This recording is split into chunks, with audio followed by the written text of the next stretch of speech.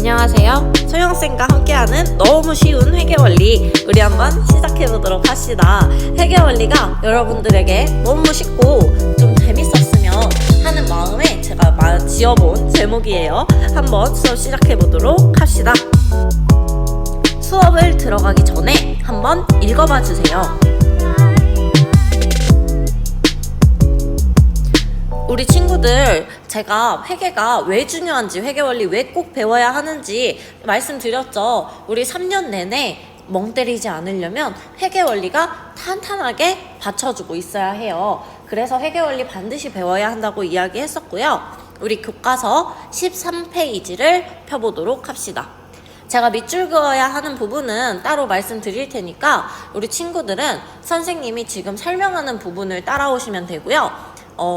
공책 필기를 하거나 문제 교과서를 보는 것도 좋지만 제 설명을 잘 들으면서 수업을 따라가 보도록 할게요. 여러분, 회사는 왜 설립을 할까요? 회사를 차리는 이유는 뭘까요, 사장님들이? 제가 너무 뻔한 이야기를 물어봤죠. 당연히 돈을 벌기 위해서입니다. 이 돈을 벌기 위해서는요, 회사 사장님만의 힘으로는 안 될 때가 있어요. 그래서 투자자나 종업원, 그리고 기타 등등의 도움을 받을 사람들을 모집을 하는데요. 그 사람들을 바로 회계정보 이용자라고 합니다. 선생님, 대체 회계가 뭐예요? 회계는요, 기업이 나 이렇게 장사했어, 매출 얼마나 나왔고 내가 쓴 돈은 얼마야, 내가 번 돈 얼마고 쓴 돈 얼마야, 그리고 내가 결국에 순수하게 매출한 내게 떨어지는 순수익은 얼마야 라는 것을 체계적으로 규칙에 맞추어 작성한 것이 바로 회계입니다. 그런 회계 정보를 이용하는 사람들을 회계 정보 이용자라고 하게 돼요. 여러분들이 기업에 투자한다고 생각해 봅시다. 기업에 투자한다면 내가 이 기업이 어떤 것이 잘났고 얼마나 벌었고 얼마나 쓰고 있는지를 알기 위해서는 당연히 그 회사의 회계 장부를 보아야 해요.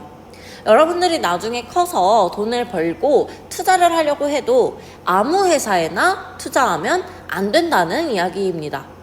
그리고 그 투자하기 위한 정보를 얻는 것이 바로 회계 장부예요.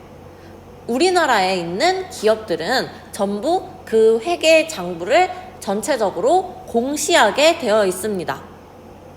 여러분들이 주식을 사서 투자를 하려면 따라서 회계 장부를 여러분들도 읽는 방법을 반드시 알아야겠죠. 나중에 사회생활을 하게 되려면. 이 회계정보 이용자에는요, 종업원, 채권자, 투자자, 경영자, 정부기관이 존재합니다. 종업원 같은 경우에는 내가 이 회사에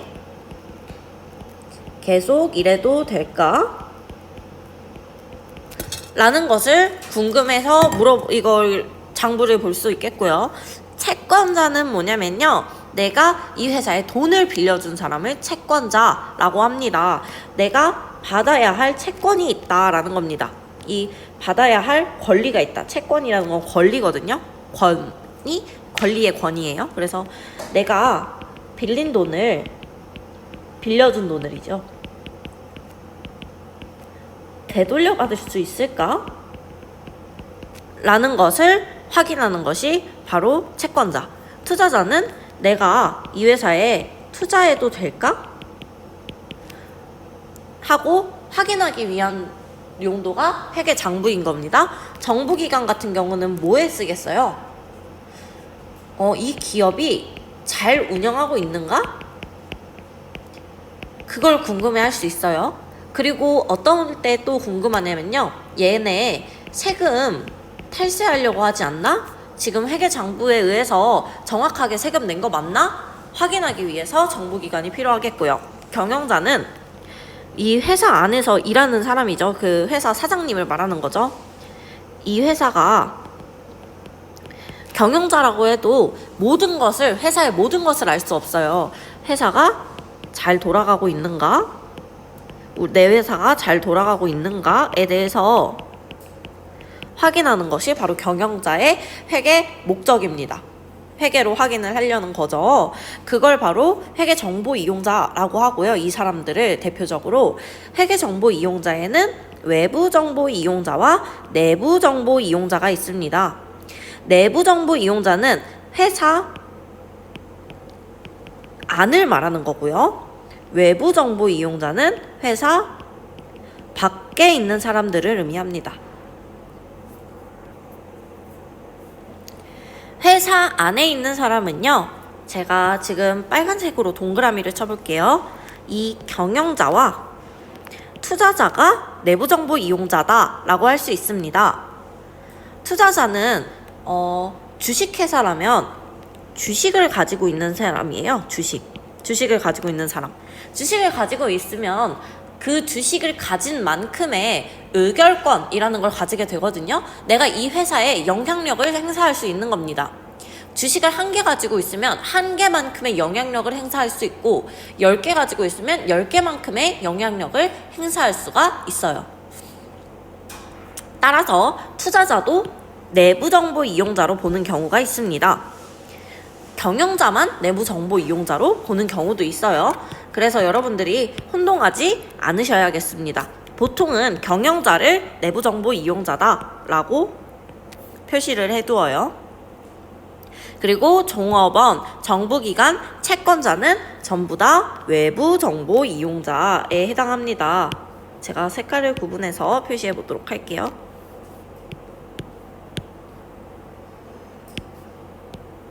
이렇게는 외부 정보 이용자이다 라고 알고 계시면 되겠습니다.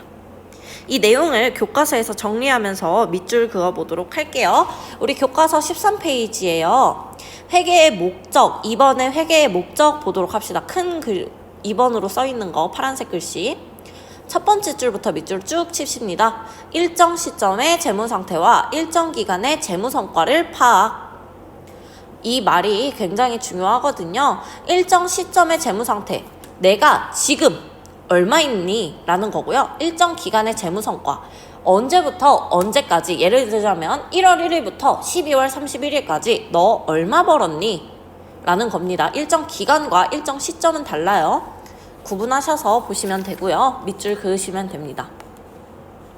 14페이지 보시면요. 동그라미 2번에 마찬가지로 회계정보 이용자라고 적혀 있어요. 이거 선생님이 지금까지 설명한 건데요.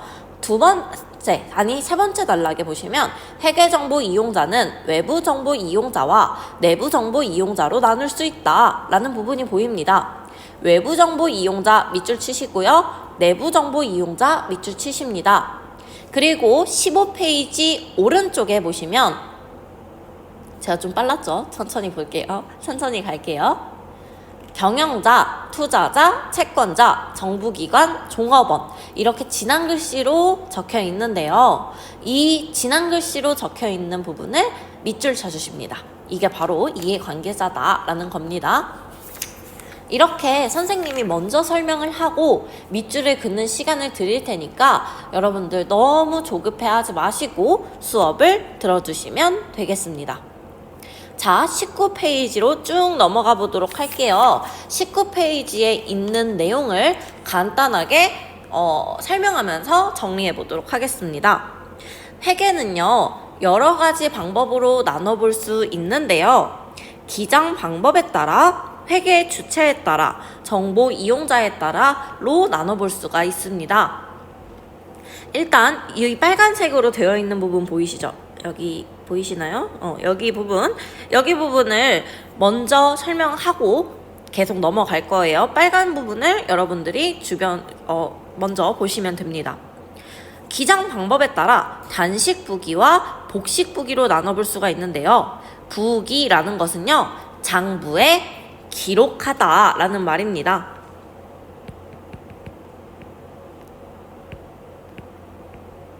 장부에 기록하다 라는 말이에요. 단식부기는요, 하나로 장부를 기록하는 거고요.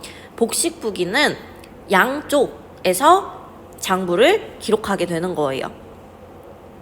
예시를 한번 들어보도록 하겠습니다.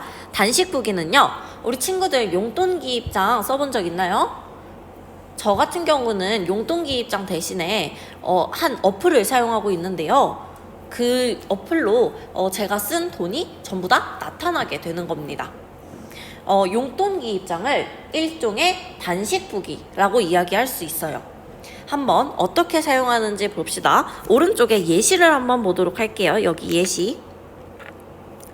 햄버거를 사 먹고 싶은 거예요. 제가 배고프잖아요. 배고파서 햄버거를 사 먹고 돈을 지출했습니다. 그런 경우에 우리 친구들 어떻게 쓰나요?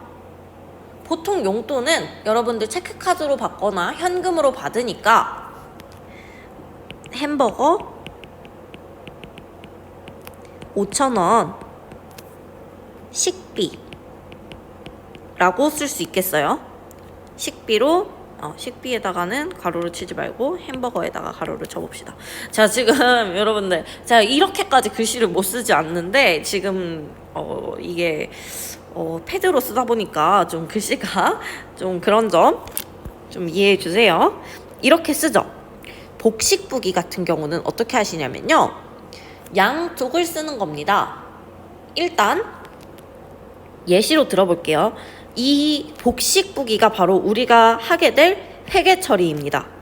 분계라고 하는 건데요. 한번 간단하게 써볼게요. 내가 식비 햄버거를 먹었어요. 먹은 건 맞으니까 햄버거 5,000원이 나갔다고 합시다. 근데 내가 이걸 돈을 뭘로 썼어요? 그렇지, 현금으로 썼잖아요. 현금 5,000원. 이렇게 양쪽에 내가 이걸 먹기 위해 뭐를 썼는가, 어떤 지출 용도를 썼는가, 현금을 썼는가, 카드를 썼는가를 정확히 기록하는 것이 바로 복식부기입니다. 복식부기가 좋을까요? 단식부기가 좋을까요? 정답은 없습니다. 여러분들이 단식부기가 사용하기 좋을 때가 있고요, 복식부기를 사용할 때 좋을 때가 있어요. 여러분들 같은 경우에는 신용카드를 안 쓰죠. 그러니까 내가 가지고 있는 수중의 돈 또는 체크카드가 전부입니다. 그런 경우에는 굳이 복식부기를 사용하지 않으셔도 단식부기로도 충분히 용돈기입장을 작성할 수가 있어요. 그런데 기업 같은 경우를 봅시다. 기업 같은 경우에는 신용카드를 쓸 수 있죠. 아니면 선생님 같은 경우에도 신용카드를 쓸 수 있죠. 그렇게 되면 내가 햄버거를 똑같이 5,000원으로 사 먹었었는데 나에게는 현금이 없었어. 근데 카드를 사용했잖아요. 신용카드. 신용카드는 당장 내가 돈을 내는 것이 아니죠. 그럼 현금을 용돈기입장에서 여기에서 그냥 햄버거 식비 5,000원이라고만 기록을 하시게 되면 현금 잔액이 용돈기입장에서 마이너스로 되게 될 겁니다. 이 단식부기는요, 이런 점이 불편해요. 내가 하나의 지출 용도로만 쓸 때는 괜찮은데 여러 가지의 지출 용도로 쓰게 되면 조금 복잡해집니다. 하지만 복식부기를 사용하면 내가 햄버거 식비를 먹은 건 마찬가지니까 식비 5,000원을 써주고, 현금이 아닌 카드를 썼어도 카드 5,000원 이라고 쓰면 여러분 정확히 내가 이걸 뭘로 썼구나 라는 것을 알 수 있게 되죠. 이래서 복식부기를 사용하는 겁니다. 이런 경우에 복식부기를 사용하는 것도 좋을 때가 있고요, 단식부기를 사용할 때 좋은 때도 있어요. 하지만 기업에서는 복식부기를 사용해야 좋겠죠. 그래야 더 정확하고 확실할 테니까요. 이해가 됐으면 좋겠습니다. 다음은 회계 주체에 따라입니다. 영리회계와 비영리회계가 있는데요. 여러분, 영리라는 것의 뜻이 뭘까? 영리라는 것은 이익을 말합니다.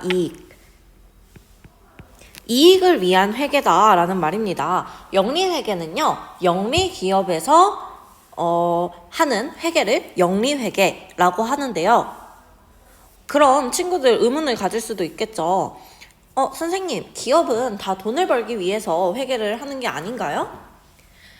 맞아요. 맞지만 기업 중에서도요, 비영리 목적으로 조금 더 돈을 버는 것보다는 사회적 기여를 목적으로 하는 기업들도 있고요. 꼭 기업들만 회계를 하는 것이 아니에요. 우리 학교도 회계를 합니다.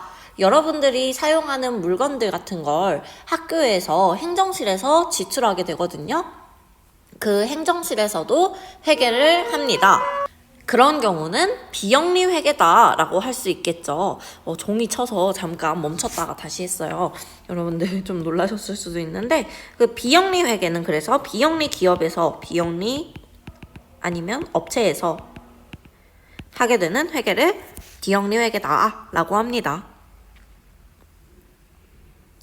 마지막 정보 이용자에 따라입니다. 여러분 여기에 보시면 별표랑 밑줄 보이시죠? 중요합니다. 중요하고요. 이것도 이따가 교과서에서 제가 표시를 따로 해드릴 테니까 걱정하지 마시고요. 설명 먼저 들으세요. 크게 재무회계, 관리회계, 세무회계로 나눌 수 있는데요. 회계는 사실 회계의 분류를 해보아라 라고 하면 가장 대표적으로 사용하는 것이 바로 이 정보 이용자에 따른 회계의 분류를 사용합니다. 재무회계는요, 정보 이용자에 따라서 분류를 한다 되어 있어요. 이 정보 이용자 앞에서 배웠었는데요. 기억나세요? 앞에서 한번 볼까요? 앞에서 이 투자자, 경영자, 정부기관, 종업원, 채권자, 이 사람들을 정보 이용자라고 하게 된다 했었고요. 이 정보 이용자, 투자자, 채권자 등등에 따라서 이 회계가 목적이 달라지고 회계가 분류되게 됩니다. 재무회계가 있는데요. 이 재무회계가 바로 여러분들이 배우고 있는 회계 원리가 이 재무회계입니다. 재무회계는요, 보통 외부 정보 이용자를, 이 부분도 이따가 밑줄 칠 거예요. 를 위해서 하게 되는 회계고요. 우리가 보통 알고 있는 회계가 바로 이 재무회계입니다. 그래서 여러분들이 기업에 투자를 하기 위해서 보는 회계 장부도 이 재무회계에 대한 장부예요. 관리회계도 보도록 하겠습니다. 관리회계는요, 원가관리회계다라고도 해요. 원가관리회계는요, 내부정보 이용자, 즉 경영자가 보는 겁니다. 어떤 걸 하는 거냐면요, 정확히 이 물건을 우리가 제품을 만들기 위해서 어떻게 만들었는지, 원재료 얼마 들어갔고 인건비 얼마 들어갔고 그리고 전기세나 뭐 이런 것들이 다 들어갔겠죠. 공장을 돌리기 위해서. 그런 것들이 정확히 얼마가 들어갔고 내가 얻는 이익이 얼마인지에 대해서 자세히 표시하고 있는 것이 바로 원가관리회계입니다. 경영자는요, 내가 지금 물건을 만들었더라도 얼마의 이득을 취할 수 있는지, 이게 중요해요. 그래서 관리회계를 보게 되고요. 세무회계는 한번 맞춰보세요. 눈치껏 정보 이용자 봤던 세무회계는 뭘까요? 그렇죠. 세금에 대한 겁니다. 세금은 누가 걷어요? 그렇습니다. 정부가 걷어요. 여러분, 정부가 걷는 것을 세금이라 하는 거고요. 다른 사람이 걷는 걸 세금이라고 할 수는 없는 거예요. 그래서 정부를 위한 회계가 바로 세무회계입니다.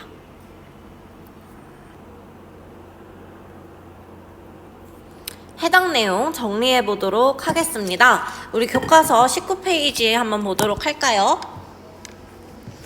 19페이지에 기장 방법에 따른 분류라고 초록색으로 아주 크게 적혀 있죠.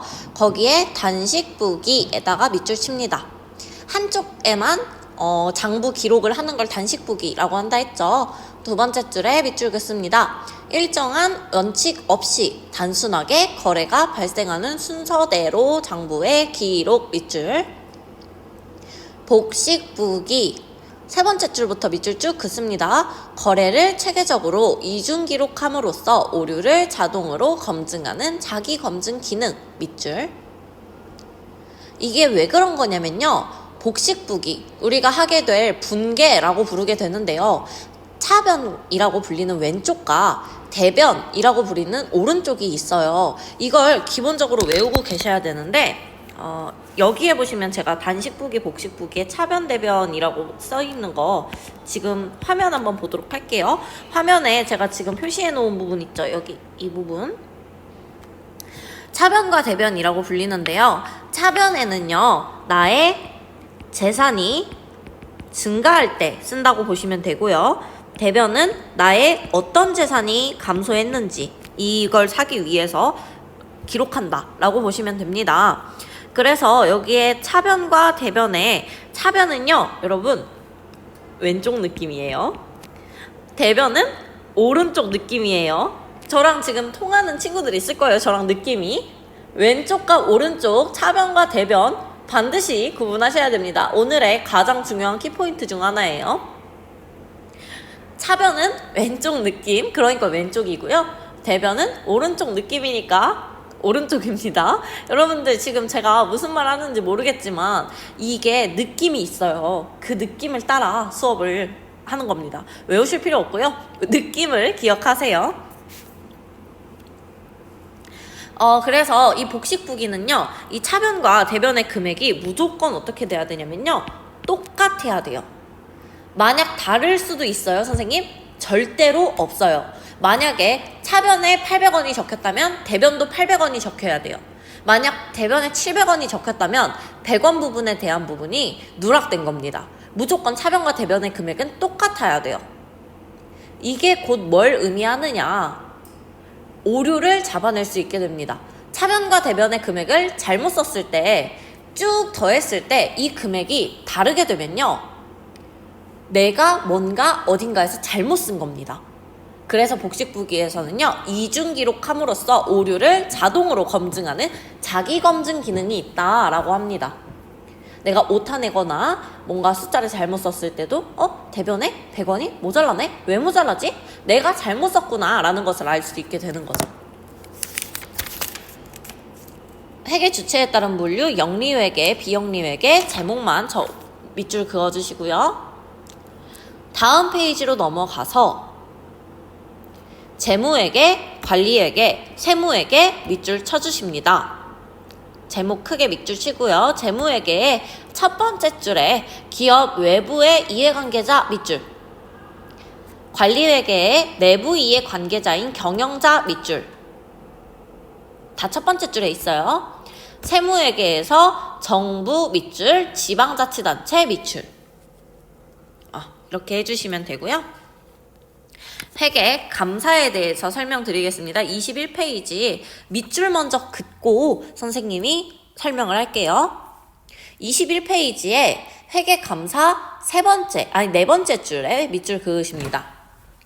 재무제표가 이용자들에게 전달되기 이전 단계에서 객관적인 입장에 있는 회계 전문가에게 검증을 받을 필요성이 있는데, 경영자가 작성한 회계 정보에 대한 검증 기능을 회계 감사라고 한다 라고 적혀 있습니다. 이 부분을 밑줄을 쭉 쳐주시면 되고요. 회계 감사라는 것은 기업이 장부를 작성을 해요. 내부 안에서. 근데 그 내부 안에서, 여기 그림을 보도록 할게요. 내부 안에서 작성을 하게 되면 외부에서 얘네 지금 회계 장부 조작하고 있지 않는가? 알맞게 작성했는가? 공정하게 작성했는가? 기준에 알맞게 작성하였는가? 이런 거 확인하게 되는 겁니다. 이렇게 회계 감사는요, 내부에서 작성했는데 잘 했나 확인하게 되는 게 회계 감사이다 라고 알고 계시면 되겠습니다. 자, 24페이지로 쭉 넘어갈게요. 24페이지만 수업하고 오늘 수업 마무리하도록 하겠습니다. 회계 단위와 회계 연도인데요. 회계 단위는요, 기업의 장소적 범위를 말하는 겁니다. 예를 들자면 대구상점, 서울마트 이런 식으로 하나의 기업은 하나의 회계 단위를 갖습니다. 본점과 지점에 따라 구분되는 경우가 있는데요. 우리나라 같은 경우는 결국에는 연결 재무제표를 사용하게 되거든요. 그래서 이 회계 단위가 사실상 구분되어 있어도 의미가 없어요. 예를 들어서 삼성전자가 다양하게 있죠. 뭐 아산에도 있고 수원에도 있다고 합시다.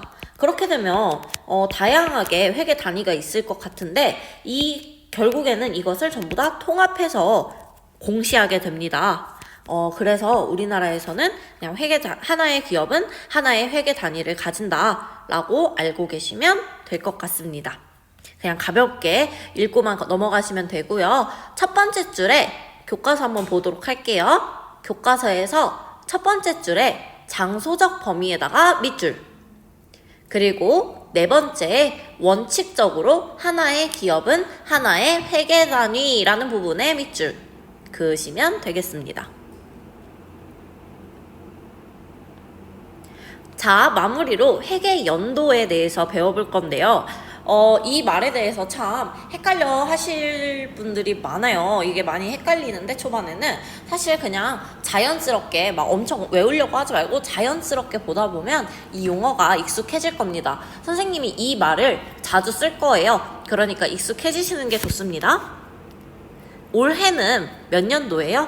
그렇죠. 2020년 아니에요. 2021년도죠. 올해를 바로 당기라고 부릅니다. 회계에서는 당기. 이번 당, 해당하다의 그 당기, 이번 기라는 겁니다. 그럼 전년도를 뭐라 할까요? 전기라고 하게 됩니다. 다음 연도를 뭐라 할까요? 2022년. 후기라고 하시는 분들이 많아요. 차기입니다.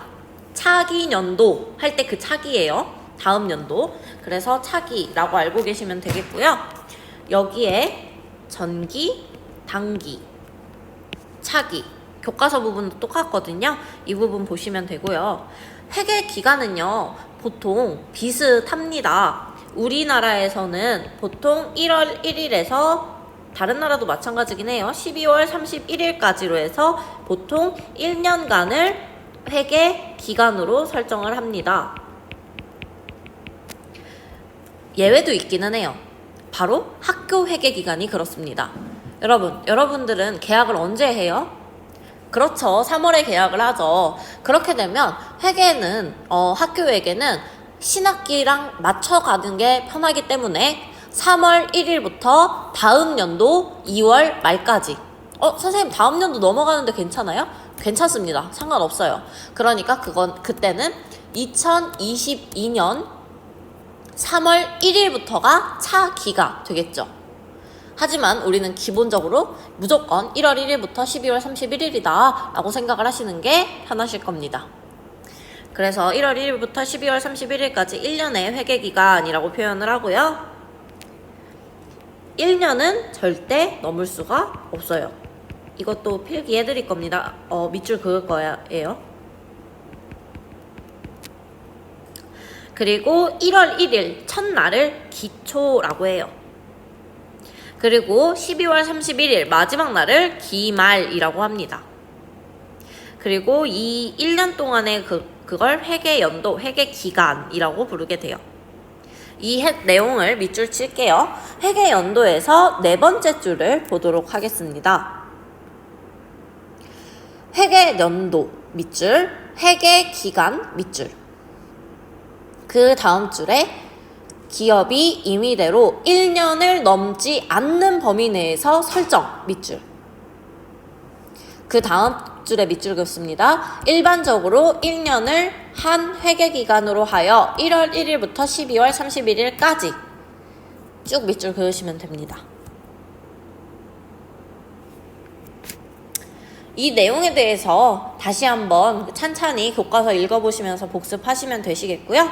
밑에 있는 교과서 그림, 이게 선생님이 지금 PPT에 띄워놓은 그림이니까요. 한번 보시고 우리 친구들 제가 파일 같은 거 PPT 파일이 필요하시면 올려놓을 테니까 그거 참고하시면 될 것 같습니다. 오늘 수업은 여기까지로 마무리하도록 하겠습니다. 회계원리 수업 듣느라 너무 고생하셨고요. 다음번에도 열심히 들어주세요. 안녕.